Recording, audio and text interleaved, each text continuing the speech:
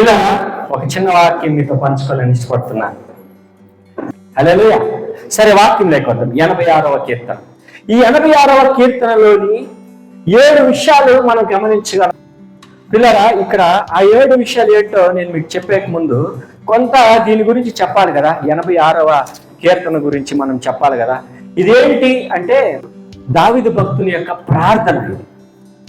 ఏమని ప్రార్థిస్తున్నాడంటే దేవునికి, ఆయన మొదట వచ్చింది చదవండి.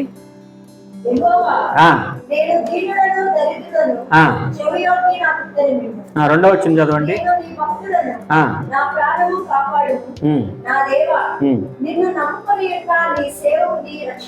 చాలు. ఇక్కడ మొదటి ఇంట్రడక్షన్ లో ఇది ఏంటంటే దావీదు భక్తుడు ప్రార్థిస్తున్నప్పుడు దేవుని యొక్క ఎడతెగని కృప ప్రేమను బట్టి ఇక్కడ రాస్తూ ఉంటున్నాడు. దేవుడు ఎలాంటి వాడు, దేవుడు ఏమై ఉన్నాడు మన జీవితంలో, దావీదు జీవితంలో వ్యక్తిగతంగా ఏమై ఉన్నాడు.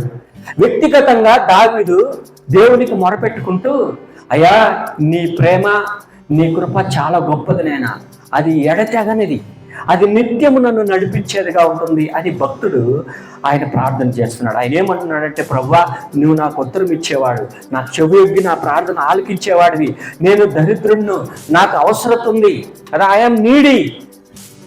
ఐఎమ్ పూర్ అండ్ నీడీ, నేను చాలా పేద స్థితిలో అంటే కష్టమైన స్థితిలో నాకు అవసరతలు ఉన్నాయి, నాకు నీవే నా ప్రాణాన్ని కాపాడేవాడివి, నేను నీ సేవకుడను, నేను నీ యందు నమ్మిక ఉంచున్నాను, నన్ను రక్షించు, నీ కృప చూపించు అని దావీదు భక్తుడు ప్రార్థన చేస్తున్నాడు. పిల్లరా, ఇక్కడ మనం గమనించినట్లయితే మొట్టమొదట దావీదు భక్తుడు దేవునికి ఆయన చెప్పుకునే లేకపోతే మనవి చేసుకునే ప్రార్థనకి సిద్ధపాటాలి. మొదటి 2 వచనాలు 3 వచనాలు లేదంటే 4 వచనాల వరకు మనం చూసినట్లయితే అది సిద్ధపాటు. ఆయన ఏమంటున్నాడు, ఆయన సిద్ధపడుతున్నాడు. ప్రభువా తన మనవలు దేవునికి చెప్పుకోవడానికి సిద్ధపాటుగా ఈ 86వ కీర్తన ఉంటుంది.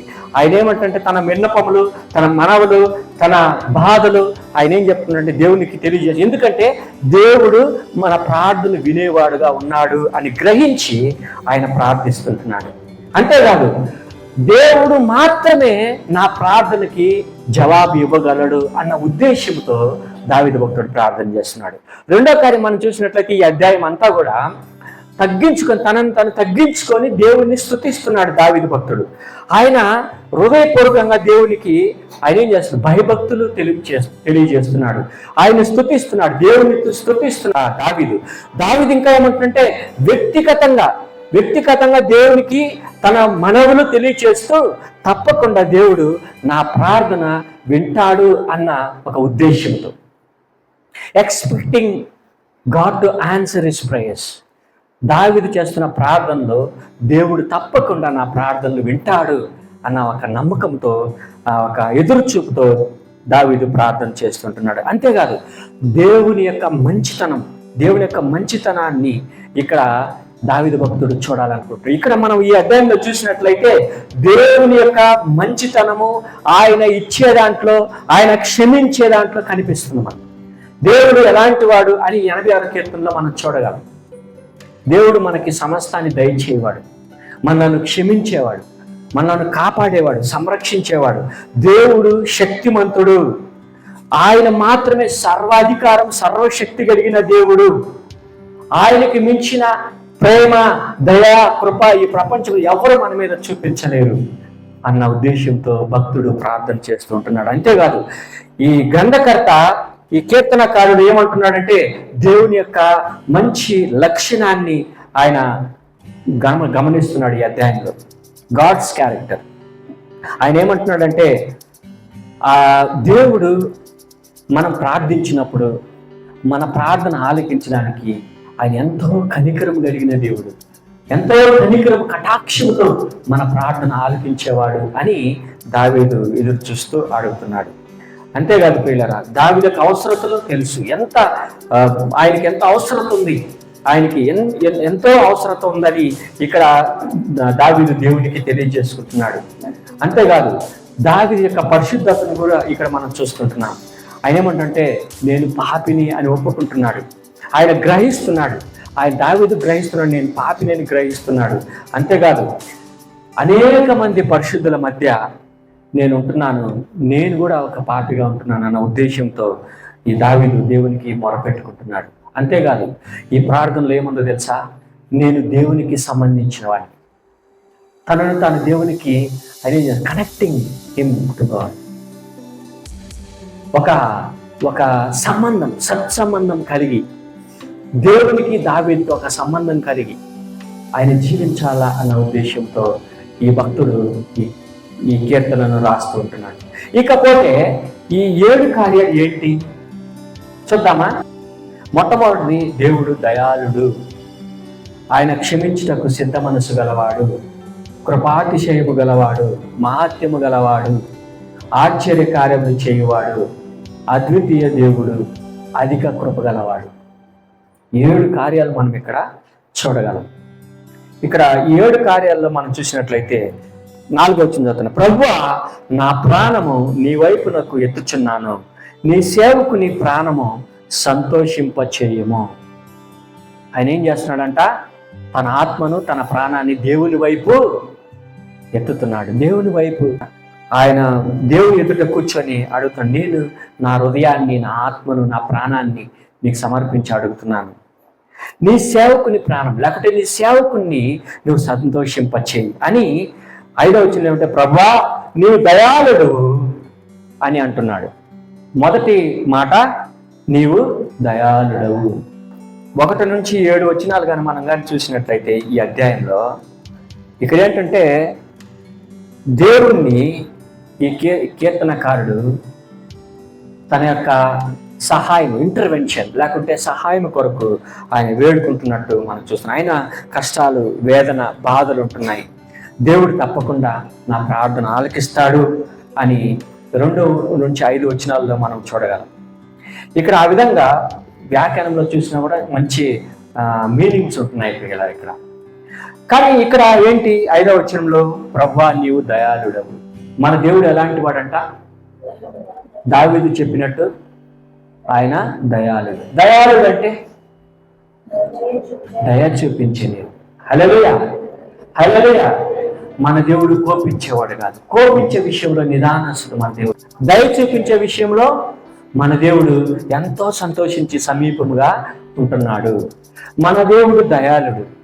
ఆయన దయ లేకపోతే మనం ఇక్కడ ఉండేవాళ్ళం కాదు, ఆయన కటాక్షం లేకపోతే మనం ఇక్కడ ఉండేవాళ్ళం కాదు, ఆయన కనికరం లేకపోతే మనం ఇక్కడ ఉండేవాళ్ళం కాదు.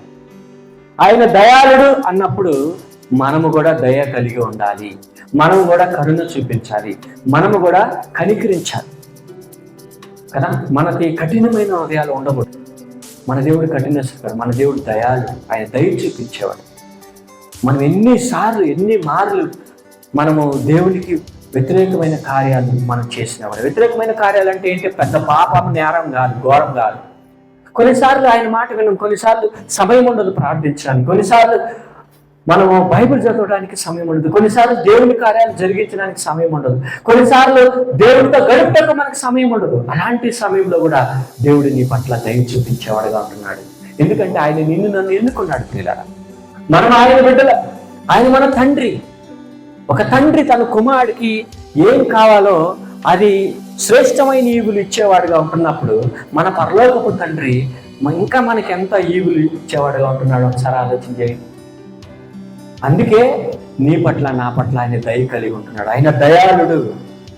రెండవది తెలుసా, క్షమించుటకు సిద్ధ మనస్సు గలవాడు. ఆయన మన పట్ల దయ చూపించే ముందు మనం క్షమిస్తాడు. ఆయన నా బిడ్డకి అవసరతలు ఉంది, ఇలాంటి నా బిడ్డ గడపలేకపోతుంది, ప్రార్థన చేయలేకపోతుంది, అంటే అనారోగ్యమేమో, అంటే ఎమర్జెన్సీ ఏమో కదా. ఇవన్నీ ఈమెను చెప్పేది కూడా దావీదు భక్తుడు ఆ ఉద్దేశంతోనే ఇక్కడ రాస్తుంటున్నాడు. ఆయనే ఒప్పుకుంటున్నాడు, అనేక మంది పరిశుద్ధుల మధ్య నేను ఒక పాపిగా ఉంటున్నాను అని గ్రహిస్తున్నాడు ఆయన. ఆ ఉద్దేశంతో దావీదు దేవునికి ప్రార్థిస్తున్నప్పుడు దేవుడు అతను ఏం చేస్తున్నాడు, క్షమిస్తున్నాడు.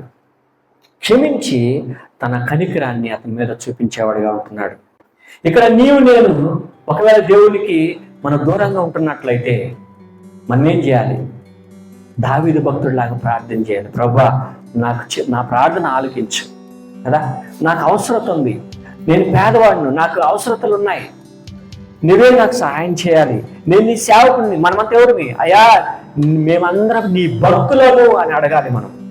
మేము నీ భక్తులము, మీరేర్పాటు చేసుకున్న భక్తులము, మా ప్రార్థన మీరు ఆలకించాలి అని మనం అడిగినప్పుడు దేవుడు మనల్ని క్షమించేవాడుగా ఉంటున్నాడు. ఆయన దయాళుడు, ఆయన క్షమించుటకు సిద్ధ మనస్సు గలవాడు మన దేవుడు. నీకు మొరపెట్టు వారందరి ఎడల కృపాతిశయము గలవాడవు.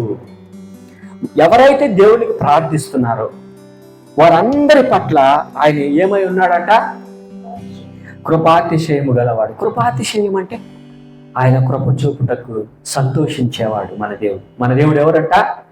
కృప చూపుటకు సంతోషించే దేవుడు, ఆనందించేవాడు. నీ పట్ల నా పట్ల ఆయన ఆనందించే దేవుడు అని ఉంది. ఈ డిలైట్స్ ఇన్ అవర్ లైఫ్స్, ఈ డిలైట్స్ ఇన్ అస్ కదా. మనలో మనతో ఆయన ఆనందించేవాడుగా ఉంటున్నాడు. మనం ఆయన ఎందుకు నమ్మిక ఉంచినట్లయితే ఆయన మన పట్ల సంతోషించేవాడుగా ఉంటున్నాడు. నిన్ను గూర్చి నన్ను గూర్చి ఆయన సంతోషించే దేవుడుగా ఉంటున్నాడు. ఆయన కృప చూపించే దేవుడు, కృపాతిశయము గల దేవుడు. ఈరోజు నిన్ను బట్టి లేక నన్ను బట్టి దేవుడు సంతోషించాలి, తన కృప మన పట్ల చూపాలంటే మనం ఏం చేయాలి? ఆయనకి మొరపెట్టాలి. ఎందుకు? ఇక్కడేముంది? నీకు మొరపెట్టు వారందరి ఎడల. నువ్వు ప్రార్థన చేస్తే తప్ప దేవుడు నీ పట్ల కృప చూపించేవాడు, సంతోషించేవాడు. ప్రార్థించకపోతే ఆయన చూపిడు. Simple as this. ఇక్కడ ఏముంది తెలుసా? నీకు మొరపెట్టు వారందరి ఎడల ఆయన కృపాతిశయం గలవాడు, కృప చూపించేవాడు, ఆయన సంతోషించే దేవుడుగా ఉంటున్నాడు ప్రియులారా. ఇక్కడ ఇంకొక కార్యం మనం చూద్దాం. 4వ కార్యం, మహాత్యము గలవాడు. అది ఎక్కడుంది? మనము 6వ వచనం 7వ వచనం నా ప్రార్థనకు చెవి యొగ్గుము, నా మనవులతోని ఆలకింపుము, నీవు నాకు ఉత్తరమిచ్చు వాడవు కనుక నా ఆపత్కాలమందు నేను నీకు మొరపెట్టేదను. ఇది దావీదు ప్రార్థన. కానీ ఇక్కడ ఇంకొక మాట 8వ వచనంలో, ప్రభువా దేవుడు మహాత్యము గలవాడవు. మన దేవుడు ఎవరంట? మహాత్యము గలవాడు, మహత్కార్యాలు చేసే దేవుడు, ఆశ్చర్య కార్యములు చేసేవాడు. అక్కడే ఉంది, ఆశ్చర్య కార్యములు చేయువాడవు. మహాత్యము గలవాడు మరియు ఆశ్చర్య కార్యములు చేయవాడు మన దేవుడు. మహాశ్చర్య కార్యములు, మహత్యము గల దేవుడు. ఇక్కడ దీని అర్థం ఏంటి అని చూస్తే, మహత్యము గలవాడంటే దేవతల అందరిలో మన దేవుడు ఆరాధ్యుడు, పూజనీయుడు, శక్తిమంతుడు. పూజనీయుడు, ఆయనను ఆరాధించుటకు మన దేవుడు మాత్రమే. ఇశ్రాయేలీయులు చెప్తున్న మాట ఏంటి తెలుసా? నేను తప్ప ఇంకొక దేవుడు ఉండకూడదు. అది ఆకాశం ఉందే కానీ, అది భూమి మీదే కానీ, భూమి మీద జనములందే కానీ ఎలాంటి మూర్తి తత్వమును ఆరాధించకూడదు. ఇమేజెస్, ఎలాంటి ఐకాన్స్, ఎలాంటి ఐడల్స్ మనం ఏం చేయకూడదు? ఆరాధించకూడదు. ఆయన తప్ప మనకి ఇంకొక దేవుడు ఉండకూడదు. అందుకే ఆయన రోషం కలిగిన వాడు ఆ మాట అంటున్నాడు. ఇది సత్యం. పిల్లలు ఇక్కడ గమనించినట్లయితే మన దేవుడు అందరు దేవుళ్ళ ఎదుట మధ్య మన దేవుడు శక్తిమంతుడు.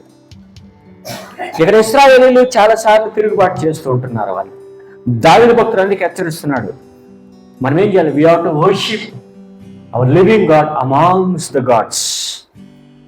ఆయన గొప్ప దేవుడు, మన దేవుడు. ఆయన మాత్రమే పరలోకము నుండి మన ప్రార్థనలను ఆలకించేవాడు. దేశంలో మనం నివసిస్తున్నప్పుడు ఆయనను మాత్రమే మనం పూజించి ఆరాధించాలి. మానవులు ఆయనే సత్యమైన దేవుడని, ఆయన మాత్రమే మనలను ప్రేమించేవాడని మనం తెలుసుకోవాలి, ఆయన ఆరాధించాలి. అందుకే మహత్యము గల దేవుడు. ఆశ్చర్య కార్యములు ఎన్ని చేయలేదు మన దేవుడు. పాత నిబంధన కాలంలో ఆశ్చర్యములు చేయలేదా మన దేవుడు? చేశాడా లేదా? ఆశ్చర్య కార్యములు, అనేక కార్యములు చేశాడు మన దేవుడు ఆశ్చర్యకార్యం. నేటికి నీ జీవితంలో, నా జీవితంలో ఆశ్చర్య కార్యములు చేయడానికి శక్తిమంతుడు ఆయన.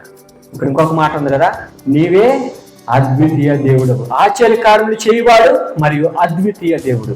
అద్వితీయ దేవుడు అంటే ఆయన ఒక్కడే, ఆయన ఒక్కడే, అంతే. దేవుడు ఈ లోకమును ఎంతో ప్రేమించెను కాగా చెప్పండి, ఆయన తన అద్వితీయ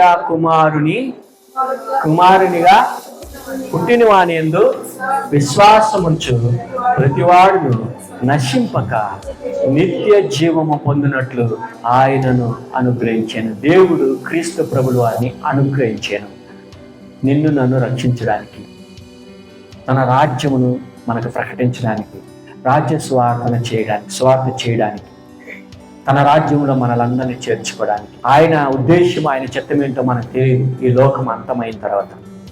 కానీ ముఖ్యమైన ఉద్దేశం ఏంటంటే నిన్ను నన్ను ఎంతగానో ప్రేమించి ఆ ప్రేమను ఎట్లా కనపరిచాడంటే తన కుమారుడు, ఏకైక కుమారుడు, అద్వితీయ కుమారుడు అంటే ఏకైక దేవుడు, ఏకైక కుమారుడు, తన ఒక్కగాని ఒక కుమారుణ్ణి ఈ లోకానికి పంపించాడు. ఆ కుమారుని ద్వారా మాత్రమే మనకు రక్షణ, ఆ కుమారుని ద్వారా మాత్రమే మన తండ్రి వద్దకు వెళ్ళగలం, ఆ కుమారుని ద్వారా మాత్రమే మనం ఏదైనా మన తండ్రికి చెప్పుకోగలం.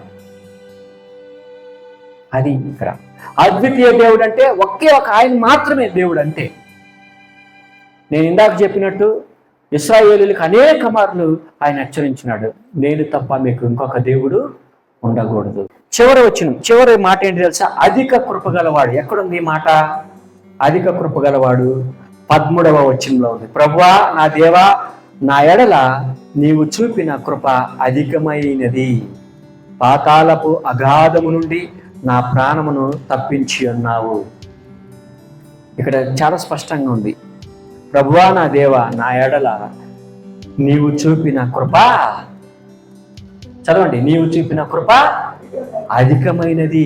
అందుకే అధిక కృప గలవాడు అని మనం అనుకోవాలి. మన దేవుడు ఎలాంటి వాడు? కృపాతిశయం కలిగేవాడు. అంతేకాదు అధిక కృప గలవాడు మన దేవుడు. అధిక కృప. He saves you, He gives life to you with His fullness of grace అంటున్నాడు. పరిపూర్ణమైన కృపతో, దేవుని యొక్క పరిపూర్ణమైన కృపతో నిన్ను నన్ను కాపాడుతున్నాడు. అధిక కృప అంటే పరిపూర్ణమైన కృప, శ్రేష్టమైన కృప, ఎడతెగని కృప కదా. ఆయన ఎడతెగని కృప చేత నిన్ను నన్ను కాపాడేవాడు. ఆ కృపే, ఆ దయాళత్వమే లేకపోతే మనం ఈ లోకంలో ఏ మానవుడు కూడా బ్రతకలేడు. మానవులకి మనుగడే లేకుండా పోయింది ఆయన కృప లేకపోతే. కేవలం ఆయన దయ, ఆయన కృప నీపై నాపై ఉండబట్టే మనం ప్రతిరోజు మనం నూతన దినాన్ని మనం అనుభవిస్తూ దేవుణ్ణి స్తుతిస్తున్నాం. ఒక్కసారి మీరు ఆలోచన చేశారా? మనం నిద్రపోతున్నప్పుడు ఉదయం లేస్తామని మనకి గ్యారెంటీ ఉందా?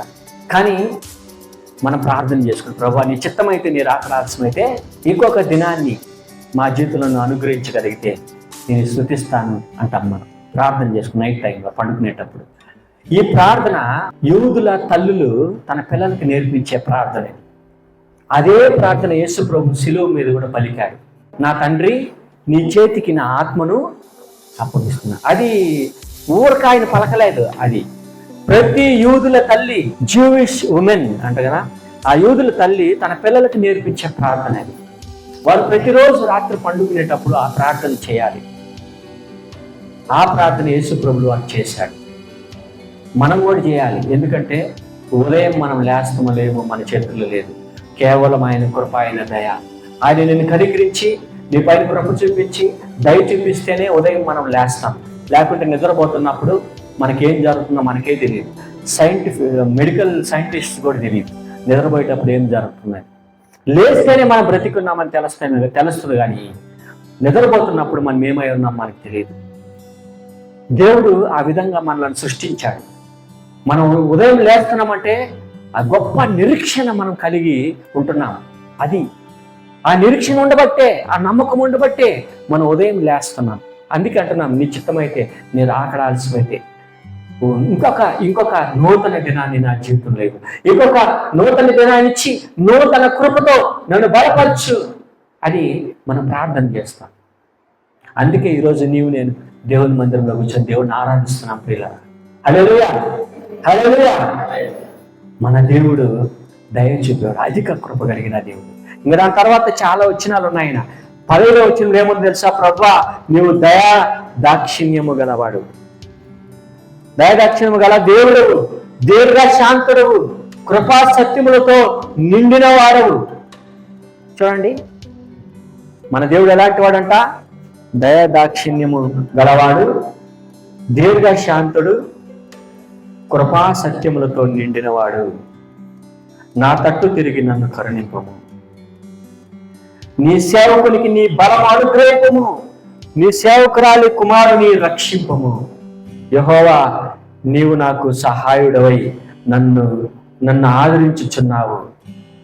నా పగవారు చూచి సిగ్గుపడినట్లు శుభకరమైన ఆనవాలు నాకు కనపరచు. చాలా శ్రేష్టమైన కీర్తన.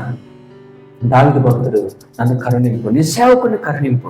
నువ్వు దయదాక్షిణ్యం కలిగిన దేవుడివి కదా, నువ్వు దీర్ఘశాంతుడు. మన దేవుడు మనల్ని ప్రేమించేవాడు, శాంతమూర్తి. దేవుని గుణగణాలు ఇవన్నీ, దేవుని గుణలక్షణాలు ఇవన్నీ. అందుకే మన తండ్రిని మనం ప్రతినిత్యము వేడుకోవాలి. మన పరమ తండ్రి, మన కన్న తండ్రి, నన్ను సృష్టించిన మన దేవుడు, మన తండ్రి ఎంత దయాళుడు, కృపా అక్షయము కలిగిన వాడు, లేకుంటే దీర్ఘశాంతుడు, కృపా సత్యములు కలిగిన వాడు, కరుణామయుడు, కటాక్షం కలిగిన వాడు, దయ చూపించేవాడు. మరి ఈ గుణలక్షణాలన్నీ మనం కూడా కలిగి ఉండాలి పిల్ల. తన బిడ్డలైన మనం. దేవుడు ఏమంటున్నాడు తెలుసా? లేవి కాండంలో చెప్తున్న మాట, లెవిటికస్ లో చెప్తున్న మాట ఏంటి తెలుసా? Be holy because I'm holy అంటున్నాడు. నేను పరిశుద్ధుడు కనుక నీవును పరిశుద్ధుడుగా ఉండవలేను అన్నప్పుడు, నేను దయ చూపించేవాడు కనుక నీవును దయ చూపించము. నేను కటాక్షం చూపించేవాడిని కాబట్టి నీవు కనికరము చూపించాలి. నేను ఎడతగని కృప చేత నిన్ను ఆదరిస్తున్నాను కాబట్టి నీవు ఆదరించాలి. నేను క్షమిస్తున్నాను కాబట్టి నీవు క్షమించాలి. అలాంటి జీవితం మనం కలిగి ఈ లోకంలో జీవించాలి పిల్లారా. అప్పుడే దేవుడు నన్ను దీవించి నీ పట్ల నా పట్ల ఆయన ఆనందించేవాడుగా ఉంటున్నాడు. దేవుడు కొద్ది మాటలు దీవించి ఆశీర్వదించేదాకా ప్రార్థన చేసుకున్నాం. కృపగల దేవా, మహోన్నతుడా, ఈరోజు మమ్మల్ని ప్రేమించి నీ మందిరంలో ప్రభువా మేము నీ మాటలు వినుటకు మమ్మల్ని బలపరిచినందుకు స్తోత్రం, మమ్మల్ని సిద్ధపరిచినందుకు వందనాలు. మేము నీ మాటలు విని ఉన్నాం ప్రభువా. 86వ సంకీర్తనలో దావీదు భక్తుడు చెప్పిన రీతిగా, అయ్యా మీరు గొప్ప దేవుడు, మీరు మహాత్యము గల దేవుడు, మహిమ గల దేవుడు, ఆశ్చర్యకారం చేయవాడు, దయాళుడు, దైదాక్షిణము గలవాడు.